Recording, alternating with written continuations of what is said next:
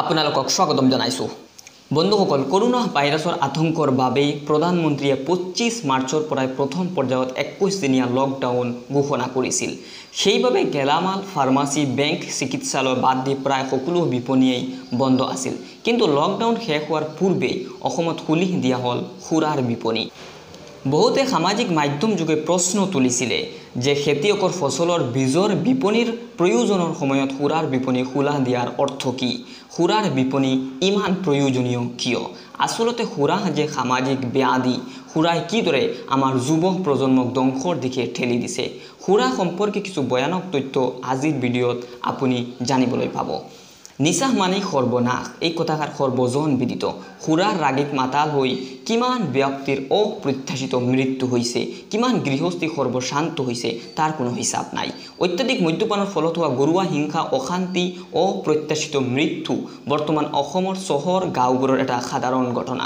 কত মাতৃ পুত্ৰহাৰা, কত নাৰী বিধৱা, কত পুত্ৰ পিতৃহাৰা হৈছে, কত পিতৃ কন্যাহাৰা, কত সন্তান শিক্ষাহাৰা, কেৱল অত্যাধিক সুৰা পানৰ ভাৱেই। সুৰাৰ প্ৰচলন অসমত অতি প্ৰাচীন কালৰে পৰা আছিল। বিভিন্ন উৎসৱ পাৰ্বণ আদিত সুৰাৰ ব্যৱহাৰৰ লগতে বিভিন্ন ঔষধ পাতিতো সুৰাৰ ব্যৱহাৰ হৈছিল। প্ৰথমতে মানুহে সাময়িক আনন্দৰ বাবে সুৰা পান কৰে, পাছলৈ যেতিয়া ইয়াৰ প্ৰতি ক্ৰমান্বয়ে আকৰ্ষিত হৈ ই মানুহৰ এক নিচাত পৰিণত হয়, তেতিয়াই সুৰাই মানুহজনক খোৱা আৰম্ভ কৰে। প্ৰথমে মানুহে সুৰা পান কৰে, কিন্তু পিছলৈ সুৰাইহে মানুহজনক খাব ধৰে আৰু তিল তিলকৈ মৃত্যুৰ দিশত আগবঢ়ায়। চকুৰ আগতে এনেকৈ মৃত্যু হোৱা নিশ্চয় বহু দেখিলে আৰু বহুতক মৃত্যুৰ দিশে গতি কৰি থকা এতিয়াও দেখি আছে। অসম হ'ল বিভিন্ন জাতি জনজাতিৰে পৰিপূৰ্ণ এখন ৰাজ্য। প্ৰতি জাতিৰে নিজস্ব কৃষ্টি সংস্কৃতিৰ লগতে পৰম্পৰাগত পণ্য আছে। এক পণ্যসমূহ একোবিধ সুৰা। এই পণ্যসমূহ বিভিন্ন অনুষ্ঠানসমূহত সৰু ডাঙৰ সকলোৱে পান কৰে আৰু ইয়াৰ পৰা আৰম্ভ হয় শিশুৰ সুৰাৰ প্ৰতি আকৰ্ষণ। পিছলৈ এইসকল শিশুৱে থলুৱা পাৰম্পৰিক পণ্যৰ লগতে বিদেশী সুৰাৰ প্ৰতি আকৰ্ষিত হয় আৰু ক্ৰমাৎ এই আসক্তি এক নিচাত পৰিণত হয়গৈ আৰু সকলো ধৰণৰ সুৰা সেৱন কৰিবলৈ লয়। পৰম্পৰাগত পণ্যৰ পৰা লালু গুড়ৰ চুলাইৰ পৰা আৰম্ভ কৰি বিদেশী সুৰালৈকে সকলো। বৰ্তমান সময়ত মদ খোৱাটো যেন এক ফেশ্বনহে তেনে লগা হৈছে। প্ৰত্যেকেই মদ খোৱাৰ কথা সৌ গৌৰৱে প্ৰকাশ কৰে যেন তেওঁলোকে কিবা বিশেষ পাৰদৰ্শিতাহে লভিলে। প্ৰত্যেকটো সামাজিক অনুষ্ঠান, বিয়া সকাম, জন্মদিন, পৰীক্ষাত সুখ্যাতি লভা সৰুবৰ সকলো অনুষ্ঠানতে সুৰাৰ পয়োভৰ ঘটে। সুৰাৰ অবিহনে অনুষ্ঠানৰ আনন্দ যেন পূৰ্ণ নহয়। এনে অনুষ্ঠানত যিয়ে মদ নাখায় তেওঁ সকলোৰে বাবে এলাগী হৈ পৰে, পৰি ৰ'ব লগা হয় এচুকত অকলশৰে। বৰ্তমান সময়ত অসমৰ কেৱল চহৰসমূহতে নহয়, গাঁৱৰ চুকে কোণে সকলোতে বিলাতী মদৰ পৰা আৰম্ভ কৰি বাং, কানি, গুটখা, চুৰাই সকলো সহজলভ্য। এই মদ, ভাং, গুটখা আদিৰ বাবে উঠি অহা প্ৰজন্ম বিপথে পৰিচালিত হৈছে। সমাজত সংঘটিত হৈছে অনৈতিক কাৰ্য, বাঢ়িছে ঘৰুৱা কন্দল, শৈক্ষিক সামাজিক পৰিৱেশ বিনষ্ট হৈছে। এই সকলোবোৰ দেখিও আমি নিমাত কিজানি বাধা দিলে বেয়া পাব সিহঁতে। এটা সময় আছিল অসমৰ জনজাতীয় সমাজত অতিথি আহিলে পৰম্পৰাগত পণ্যৰ দ্বাৰা অতিথি আপ্যায়ন কৰাটো। আজিৰ সময়ত কিন্তু জনজাতীয় সমাজ বুলি কথা নাই। সকলোতে সুৰা এক ব্যৱসায়ত পৰিণত হ'ল। পৰিয়াল পোহপাল দিয়াৰ এটা সহজ ব্যৱসায়ৰ মাধ্যম হৈ পৰিল। সমাজৰ একাংশ মানুহৰ জীৱিকাৰ পথ হিচাপে পৰিগণিত হ'ল। থলুৱা সুৰাৰ পৰা আৰম্ভ কৰি বিদেশী সুৰালৈকে অসমৰ বাণিজ্যিক ক্ষেত্ৰখনত সুৰা উৎপাদন এক বৃহৎ বাণিজ্যিক উদ্যোগ হিচাপে গঢ় লৈ উঠিলে। ভাৰতৰ আটাইতকৈ বেছি সুৰাপায়ী ৰাজ্যকেইখন হ'ল অন্ধ্ৰপ্ৰদেশ, তেলেংগানা আৰু কেৰালা। বৰ্তমানৰ অসমৰ সমাজখনত সুৰাৰ ইমানেই বহুল প্ৰচলন হ'ল যে আজি আমাৰ অসম ভাৰতৰে ভিতৰত সুৰা পানকাৰী পুৰুষৰ সংখ্যাত তৃতীয় স্থান দখল কৰিছে। এটা সমীক্ষা মতে পুৰুষ সুৰা পানকাৰীৰ শীৰ্ষত থকা ৰাজ্যকেইখন হ'ল ছত্তীশগড়, ঝাৰখণ্ড, অসম, উত্তৰাখণ্ড আৰু উৰিষ্যা। তাতোকৈ গুৰুত্বপূৰ্ণ কথাটো হ'ল এই সমীক্ষা মতে মহিলা সুৰাপায়ীৰ হাৰ ভাৰতৰ ভিতৰত অসমতে সবাতোকৈ বেছি। সমীক্ষা মতে অসম 9.5%, ঝাৰখণ্ড 8.2%, ছত্তীশগড় 7.4%, উৰিষ্যা 4.5%। তদুপৰি ভাৰতৰ 736খন জিলাৰ ভিতৰত অসমৰ তিনিচুকীয়া জিলাতেই সুৰাপায়ীৰ সংখ্যা আটাইতকৈ বেছি। উপৰোক্ত পৰিসংখ্যাবোৰ লক্ষ্য কৰিলে এনে লাগে যেন দিনক দিনে বাঢ়ি অহা এই সুৰা পানে অসমীয়া জাতিটোক তিল তিলকৈ ধ্বংসৰ দিশলৈ নি আছে। এইটোও সঁচা যে সুৰা বিক্ৰীৰ পৰা ৰাজ্যৰ ৰাজকোষলৈ যথেষ্ট ধন আহে। 2017-18 বৰ্ষত আসাম এক্সাইজ ডিপাৰ্টমেণ্টে 1700 কোটি টকাৰ ৰেভিনিউ সংগ্ৰহ কৰিছে। কিন্তু ৰাজ্যক টনকিয়াল কৰিবলৈ গৈ নৱ প্ৰজন্ম তথা অসমীয়া জাতিটোক ধ্বংসৰ মুখলৈ ঠেলি দিব পাৰি নেকি এবা যুক্তিসংগত নেকি? দেশ এখনৰ উন্নয়ন নিৰ্ভৰ কৰে মানৱ সম্পদৰ উন্নয়নৰ ওপৰত, সুৰাৰ উন্নয়নৰ ওপৰত নহয়। সুৰাৰ ক্ৰমবৰ্ধমান হাৰে অসমৰ সমাজ জীৱন আজি বিনষ্ট কৰি পেলাইছে। মদ্যপানৰ কবলত পৰি একাংশ মানুহে নিজৰ ঘৰ দুৱাৰ সম্পত্তি বিক্ৰী কৰি দেউলীয়া হ'ব লগাত পৰিছে। সুৰা পানৰ বাবে বহুতো নাৰীৰ শিৰৰ সেন্দুৰ মচিব লগা হৈছে, বহুতো মাতৃৰ বুকু খালী হৈছে। নিচাগ্ৰস্ততাৰ বাবে বহুতো ল'ৰা ছোৱালীয়ে দুৰ্বিষ জীৱন কটাব লগা হৈছে। শৈশৱতে মাউৰা হৈছে। তদুপৰি বেছিভাগ পথ দুৰ্ঘটনা বা মৃত্যুৰ কাৰণ সুৰাপান বুলিয়ে সমীক্ষাৰ পৰা স্পষ্ট হৈ পৰিছে। এক সমীক্ষা মতে নিচাশক্তিৰ বাবে 85% মহিলা হিংসাৰ বলি হয়। আমেৰিকাৰ 29% আত্মহত্যাৰ কবলত পৰে। 38% মানসিক ৰোগীৰ মূল কাৰণ অত্যাধিক মদ্যপান আৰু 14% মদ্যপানৰ বাবে দুৰ্ঘটনাৰ বলি হ'ব লগা হয়। ইয়াৰ উপৰি সুৰাপানে শৰীৰৰো যথেষ্ট ক্ষতি সাধন কৰে। অত্যাধিক সুৰাপানৰ ফলত লিভাৰত যথেষ্ট চাপ পৰে, ফলত লিভাৰৰ কাৰ্যক্ষমতা হ্ৰাস হৈ মানুহ মৃত্যু মুখত পৰে। সেইদৰে অত্যাধিক সুৰাপানে মানুহৰ হৃদপিণ্ড দুৰ্বল কৰে, তেজৰ ধমনীসমূহৰ ক্ষতি সাধন কৰে, কৰ্ম স্পৃহা হ্ৰাস পায়, যৌন শক্তি হ্ৰাস পায়, শৰীৰৰ অংগসমূহ পুষ্টিৰ অভাৱত ক্ষয় হৈ হাত ভৰিত কঁপনিৰ সৃষ্টি হয়, দেহৰ বিভিন্ন অংশইদি প্ৰধানকৈ দাঁতৰ আলুৰ মাজেৰে ৰক্তক্ষৰণ হয়। এনেকৈ মানুহ ক্ৰমে মৃত্যুৰ দিশলৈ গতি কৰে। সুৰা হ'ল এক সামাজিক ব্যাধি। সুৰাই মানৱ জাতি, মানৱ সমাজক ধ্বংস কৰিব পাৰে। সমাজক ধ্বংস কৰা, পৰিয়ালক ধ্বংস কৰা এনে ব্যৱসায়ৰ সমাজত প্ৰয়োজনীয়তা আছে নেকি? সুৰাপান কৰাৰ অপকাৰিতাৰ বিষয়ে জ্ঞাত হৈও বাৰু আমি কিয় একেবাৰে নিমাত? সমাজৰ আৱৰ্জনাবোৰ আঁতৰাই চাফা কৰাৰ আমাৰ কিয় অকণমান সৎ সাহস বা সদিচ্ছাৰ অভাৱ হৈছে?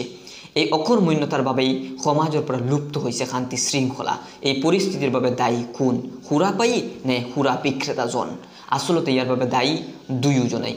সুৰা পানকাৰী আৰু বিক্ৰেতা দুয়োজনেই সমাজৰ শান্তি সমৃদ্ধি শৃংখলা নষ্ট কৰাত অৰিহণা যোগাইছে। এই ক্ষেত্ৰত সেই সকল লোকো দায়ী যিসকলে সুৰাৰ ব্যৱসায় মুক্তকৈ কৰাত সুবিধা কৰি দিছে, আৰু সেই সকলো দায়ী যিসকলে সুৰাৰ অপকাৰিতাৰ বিষয়ে সকলো জানি বুজিও মৌন হৈ আছে।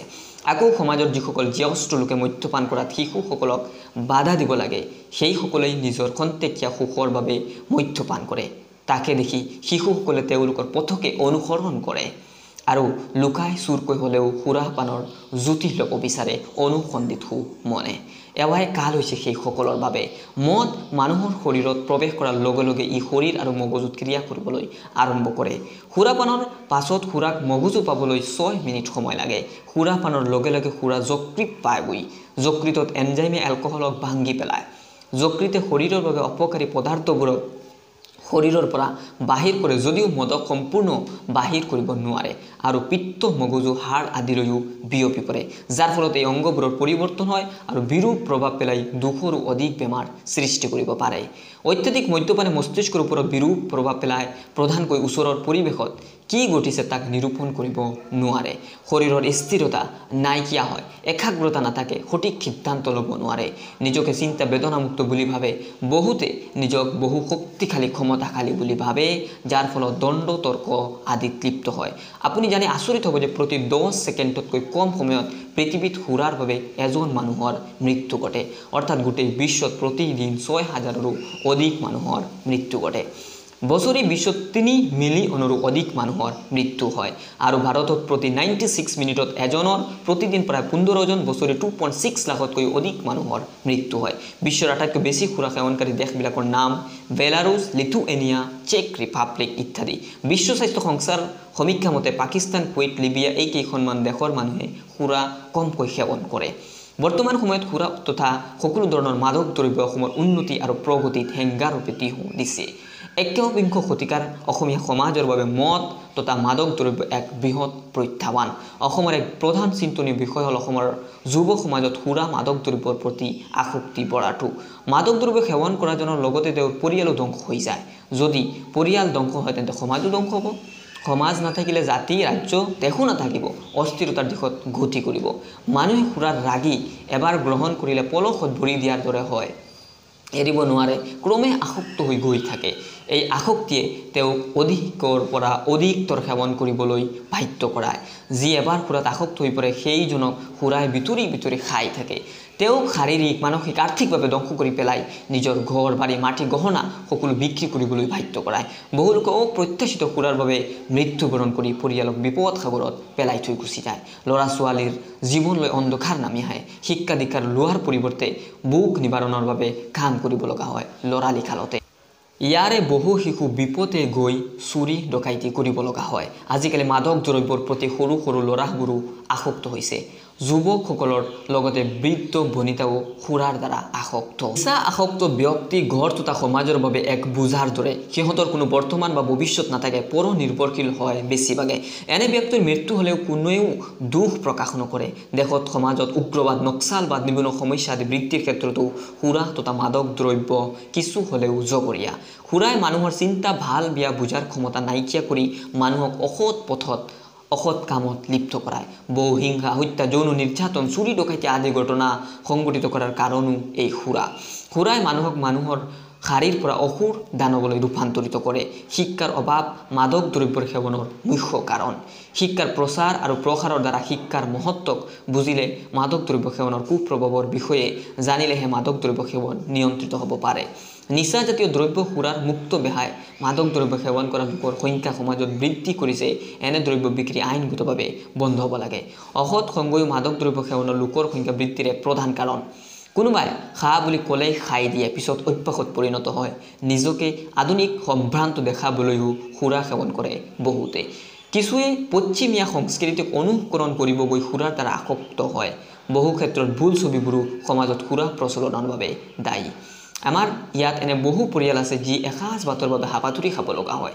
নিচাত আসক্ত ব্যক্তিয়ে ভাত নাখাব, কিন্তু মদ বা সুৰা খাব। নিজৰ সকলো উপাৰ্জন সুৰাত খৰচ কৰাৰ ফলত বাকীসকল অনাহাৰে থাকিবলগীয়া হয়। প্ৰতিদিনৰ এনে কাৰ্যই পৰিয়ালটোক দৰিদ্ৰতাৰ চৰম পৰ্যায়লৈ লৈ যায়। নিচা এক এনে সমস্যা যি অন্যান্য সমস্যাক আমন্ত্ৰণ কৰে।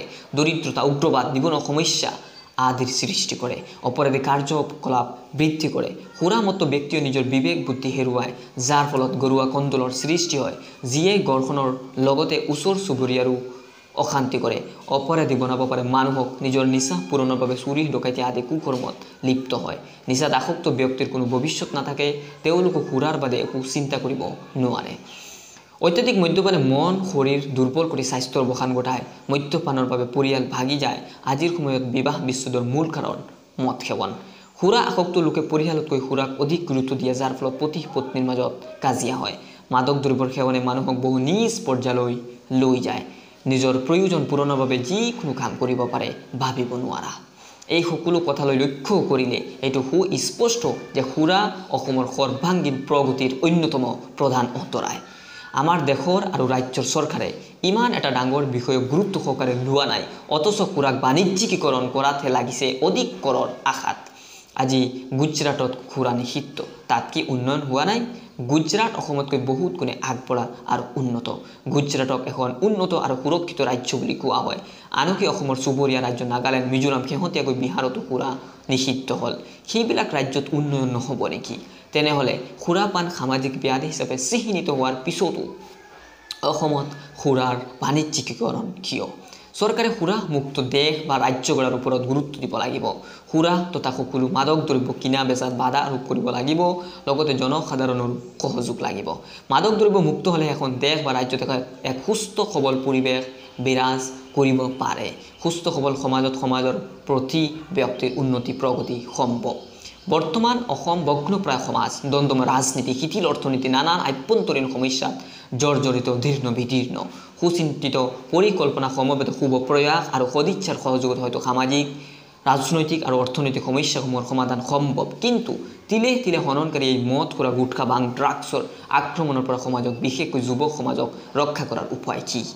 বহু পিতা মাতা, শিক্ষক, অধ্যাপক, অভিভাৱক আৰু দায়িত্বশীল ব্যক্তি আতংকিত হৈ শৰণাপন্ন হৈছে মনস্তত্ত্ব বিশাৰদ, সংশোধন ব্ৰতী এক শ্ৰেণীৰ চিকিৎসকৰ ওচৰত। এই বিষ ব্যাধিবোৰৰ নিৰাময়ৰ প্ৰয়াস চলাইছে যদিও অধিকাংশই জীৱনৰ খেলা শেষ কৰি উঠি গৈছে মহাকালৰ স্ৰোতত। দুৰ্নীতি, অৱক্ষয় আৰু মাদকাসক্তিৰ প্ৰচণ্ড উৰ্মিমালা যেতিয়া বলে, তেতিয়া প্ৰয়োজনীয় স্বসীমান্তত নিৰ্মিত আত্মৰক্ষাৰ সুদৃঢ় দুৰ্গ আৰু জাতিৰ ঋজু মেৰুদণ্ড আৰু বলিষ্ঠ চৰিত্ৰত সেই দুৰ্গৰ সুউচ্চ স্তম্ভ আৰু সুকঠিন ভিত্তি। স্বাধীনতাৰ সুদীৰ্ঘ ৭২ বছৰতো সেই স্তম্ভ সেই বৃত্তি সুদৃঢ় জাতীয় চৰিত্ৰ গঢ়ি নুঠিল। তাৰ একমাত্ৰ কাৰণ হ'ল সেই সকলো ক্ষেত্ৰতে আমাৰ বিৰাট ব্যৰ্থতা। যুৱ সমাজ সুদীৰ্ঘকাল উপকৃত হ'ল, শত সহস্ৰ প্ৰতিশ্ৰুতিৰ এটাও পূৰণ নহ'ল। স্বাভাৱিকতে আশা ভয়ংকৰ বেদনাত সিহঁতৰ আচ্ছন্ন, প্ৰতিকাৰৰ সকলো পথ সিহঁতৰ সন্মুখত অৱৰুদ্ধ। নৈৰাশ্যৰ তীব্ৰ যন্ত্ৰণাত মৰ্মাহত হৈ সিহঁতে বাছি লৈছে মাদকাসক্তিৰ আকৰ্ষণত আত্মবিনষ্টৰ পথ। বৰ্তমান সময়ত অতিকৈ প্ৰয়োজন মাদকাসক্তিৰ ভয়াৱহ পৰিণাম সম্বন্ধে অত্যাধিক প্ৰচাৰ কৰাৰ বিপণীসমূহ বন্ধ কৰা, লালি গুড়ৰ বেহা, অবৈধ চুলাই বাটি বন্ধ কৰা। এনে কাৰ্যৰ বাবে আমাক প্ৰয়োজন স্থিৰভাৱে নিৰ্ধাৰিত লক্ষ্য, উৎসৰ্গিত প্ৰাণৰ এজাক সমাজকৰ্মী, এদল বিশেষ মনস্তত্বৰ বিশাৰদ চিকিৎসক, চৰকাৰ তথা আবকাৰী বিভাগৰ বলিষ্ঠ পদক্ষেপ, সুৰাসক্ত লোকৰ পৰিয়ালৰ সক্ৰিয় সহযোগ, বিশেষভাৱে প্ৰচেষ্টা চলাব লাগিব দুৰ্নীতিমুক্ত সমাজ গঠন আৰু কঠোৰ হাতেৰে বন্ধ কৰিব লাগিব মাদকা দ্ৰব্যৰ চোৰাং বেহা, লালি গুড়ৰ অবৈধ বেহা। তেহে ৰক্ষা পৰিব আমাৰ যুৱ সমাজ। প্ৰিয় দৰ্শক, আজিৰ ভিডিঅ'ত ইমানেই। যদি চেনেলটোত নতুন আহিছে তেন্তে ছাবস্ক্ৰাইব কৰিবলৈ নাপাহৰিব আৰু যদি ভিডিঅ'টো ভাল লাগিছে তেন্তে শ্বেয়াৰ কৰিবলৈ নাপাহৰিব।